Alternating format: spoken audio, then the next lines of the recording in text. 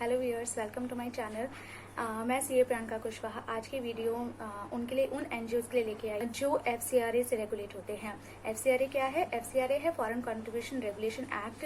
ये वो एक्ट है जो उन एनजीओज को रेगुलेट करता है जो फॉरेन कंट्री से कंट्रीब्यूशन या डोनेशन अरेंज करते हैं अपनी एक्टिविटीज को रन करने के लिए।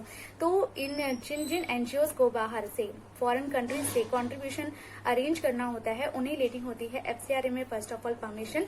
विदाउट दैट परमिशन वो उस फॉरेन कंट्रीब्यूशन को एक्सेप्ट नहीं कर सकते। अगर वो करते हैं तो उन्हें कॉन्सिक्वेंसेस फेस करने पड़ते हैं। डिस्कस करने आई हूँ वो इम्पोर्टेंट प्रोविजंस जो उन एनजीओज के लिए रेफर करना इस वक्त जरूरी है जो एंगेज्ड हैं कोविड-19 की रिलीफ एक्टिविटीज में। कोविड-19 की रिलीफ एक्टिविटीज करते वक्त उन्हें कुछ बातों का रखना पड़ेगा ध्यान, सो दैट वो अच्छे काम करते हुए कहीं एफसीआरए का कोई प्रोविजन का उल्लंघन ना कर दें।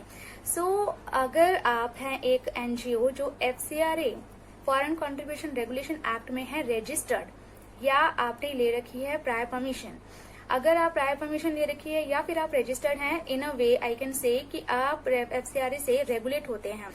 आप अगर अपनी ये एक्टिविटीज कोविड-19 की रिलीफ एक्टिविटीज को कर रहे हैं डायरेक्ट, आप अल्टीमेट बेनिफिशियरी को डायरेक्ट सपोर्ट कर रहे हैं, डायरेक्ट उन्हें बेनिफिट दे रहे हैं, उनकी हेल्प डायरेक्ट कर रहे हैं, तो there is no issue. But अगर आप चाहते हैं किसी और एंटिटी जो किसी और एसोसिएशन जो चैरिटेबल एक्टिविटीज कर रही है या फिर रिलीफ एक्टिविटीज में इंगेज्ड है, उसको आप हेल्प करना चाहते हैं सो दैट वो अल्टीमेट बेनिफिशियरीज तक आपकी हेल्प को, आपके सपोर्ट को पहुंचा सके, तो आपको कुछ बातों का ध्यान रखना पड़ेगा। फर्स्ट ऑफ ऑल, जिस एनजीओ को आप हेल्प कर रहे हैं, अगर आप उसको सपोर्ट दे रहे हैं फॉरेन कंट्रीब्यूशन से, अगर आप उसको फॉरेन कंट्रीब्यूशन ट्रांसफर करना चाहते हैं, तो आपको ध्यान रखना पड़ेगा कि वो एंटिटी भी आपकी एफसीआरए लॉ में रजिस्टर्ड होनी चाहिए। अगर वो एफसीआरए लॉ में रजिस्टर्ड नहीं है तो आपको ये सेक्शन रोक देगा ट्रांसफर करने से। आप इस सेक्शन के अकॉर्डिंग ट्रांसफर तो कर सकते हैं, लेकिन एक लिमिट होगी as per rule 24 of FCRA rules.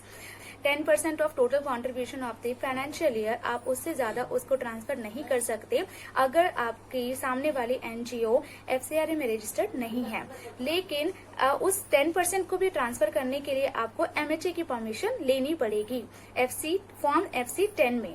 तो एक थोड़ा सा इस टाइम पे ये एक डिफिकल्ट प्रोसीजर है जो हर एनजीओ आप नहीं कर सकती।